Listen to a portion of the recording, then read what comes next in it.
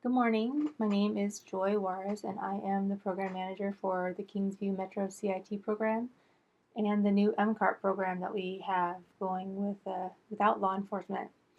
MCART stands for Mobile Crisis Response Team. So I want to start this out today just by sharing my sincere gratitude for all of our Fresno County 911 dispatchers and the hard work that you guys do in helping us keep our community safe. I understand that this position and role can be super taxing and emotionally draining, and I want to help alleviate any additional stressors, confusion, misunderstandings, questions that I know have come up since the county decided to roll out this mobile crisis response team at the beginning of the year. We are super mindful of the fact that even though our mobile crisis response team is a non-law enforcement response for mental health crisis in the community, it can still directly impact our 911 dispatchers, as I'm sure a lot of you have experienced so far. So as a quick recap, there are two types of mental health crisis interventions that Kingsview provides for Fresno County. So the first is our CIT, our Crisis Intervention Team. This is the group of mental health clinicians that correspond with law enforcement. These are the clinicians that are dispatched by the officers on scene after it's identified that a mental health risk assessment and interventions are needed. And our second and new team is the Mobile Crisis Response Team, MCART. So this team is dispatched into the community when the community member themselves calls that 600-6000 number, and they are requesting for themselves assistance during their mental health crisis. Although these services are presented differently, they have a lot of similarities. Both services will include a risk assessment of the person served in the community.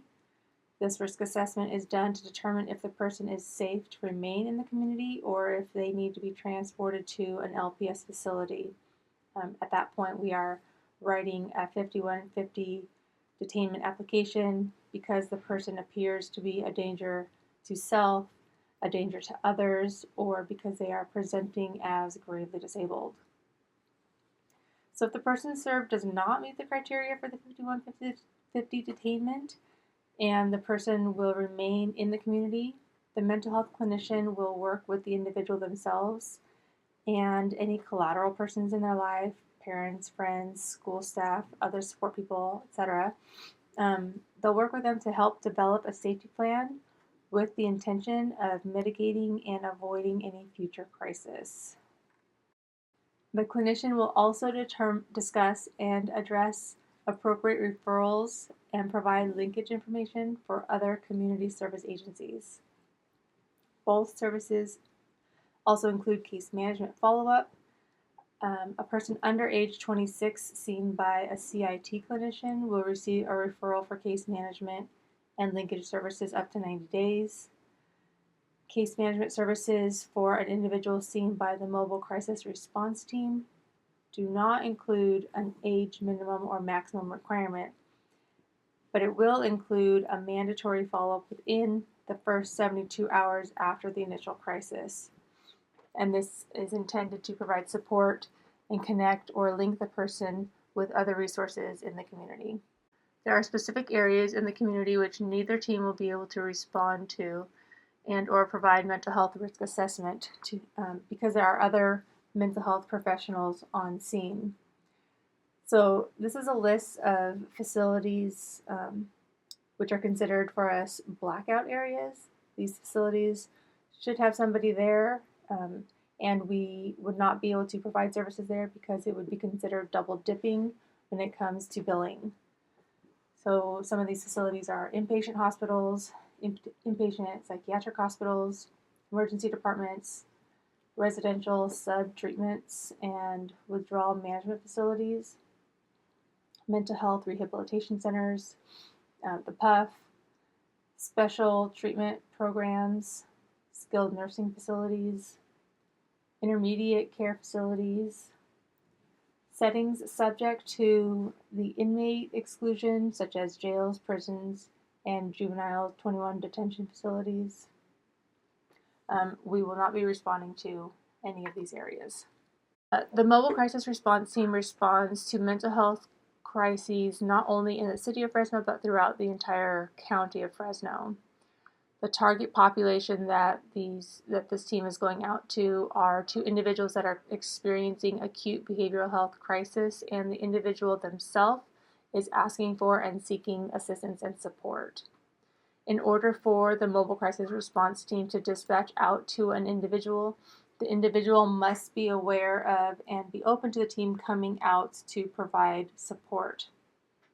The MCART team does not respond to checks for welfare. So it's not going to be appropriate for an officer to call and not have any information about the person and ask for somebody to go out there, because we need to know that the person themselves that we would be responding to is aware of and is open to having the MCART team come out to see them. So as mentioned earlier, the Mobile Crisis Response Team is also designed to collaborate with the support persons surrounding the individual in crisis and to help create a safe and supportive environment for their healing. MCART clinicians are able to write a 5150 detainment, just like the CIT clinicians. Sometimes we call them the MH units. Because MCART does not respond with law enforcement, but American Ambulance does require that an officer be on scene during a detainment, the MCART team will need to request law enforcement assistance when it gets to the point that they need to write a detainment and ask the person to get onto the ambulance. So if a call occurs during our regular working hours, Monday through Friday, 8 to 5 kind of thing, and the Fresno PD 8 Baker team is working, the MCART team will contact the 8 Bakers directly and ask them to come out and assist with the detainment process. If a call occurs during a time outside of those hours, this is when our clinicians will be contacting dispatch and asking for a patrol unit to be dispatched out to the scene, because MCART will be writing a 5150 detainment. So another quick recap of the mental health CIT clinicians. CIT clinicians respond with law enforcement. The need for law enforcement is to assure the safety of the clinician and the person served. There's also going to be a 90-day follow-up for case management services after the initial contact, with the primary purpose of linking the person to other community supports.